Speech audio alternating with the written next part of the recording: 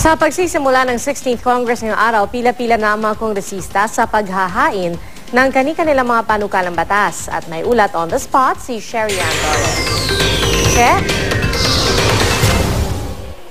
Yes, Pia. Alas 8 ng umaga nagsimula yung pagtanggap dito ng Plenary Affairs Bureau sa mga proposed resolutions and bills ng mga bagong miyembro at lumang miyembro ng 16th Congress. Ang pila na sinimulan ng tanggapan ni Muntinlupa Representative Rodolfo Biaso noong May 14, mahigit na sa 50 ngayong umaga. Ito kasi ang unang araw ng pagsisimula ng 16th Congress na siya ring hudyat ng pagtanggap ng proposed bills and resolutions ng mga kongresista ngayon. 6 a.m. daw pumwesto na sa pilahan sa South Wing Lobby si Edwin Hayahay, legislative staff ni Representative Biazon.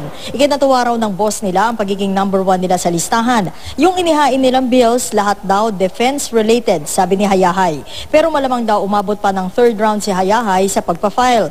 Yung dalawang una na pagpila raw kasi 5 bills at resolution lang ang pwedeng tanggapin. Yung pangatlong pagpila, pwede na raw ibuhos ang lahat ng proposed bills and resolutions. Pia 70 na bills at resolutions raw ang ipinahahain ni Congressman Biazon, sabi ni Hayahay. Sa Anak Pawis Party List Representative Fernando Hicap, personal na maghahain o naghain ng kanyang proposed bills, amending the Comprehensive Agrarian Reform Law at 125 pesos legislated wage hike. Pag number 51 siya sa pila. Nakapila rin si Bayan Muna Representative Nery Colmenares. Ang Right to Know Right Now naman na koalisyon naghain ng Freedom of Information Bill bilang isang indirect initiative. Ang karapatan daw ng indirect initiative ayon dito kay Vince Lasatin ng Right to Know Right Now Coalition ay nakasaad daw sa Republic Act 6735 o yung Initiative and Referendum Act.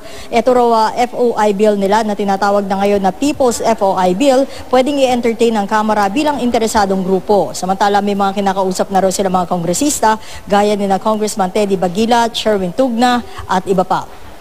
Sa ngayon, Pia, ay naka-lunch break muna itong Plenary Affairs Bureau at pag-iisipan pa raw nila ngayon kung sila ay magtatagal ng pagtanggap ng mga proposed bills and resolutions hanggang alas 7 na gabi o i-maintain nila yung 6 p.m. na deadline. Last Congress, Pia, 15th Congress, umabot daw sa 1,000 bills and resolutions ang na-file sa unang araw ng pagtanggap nila dito. Pia?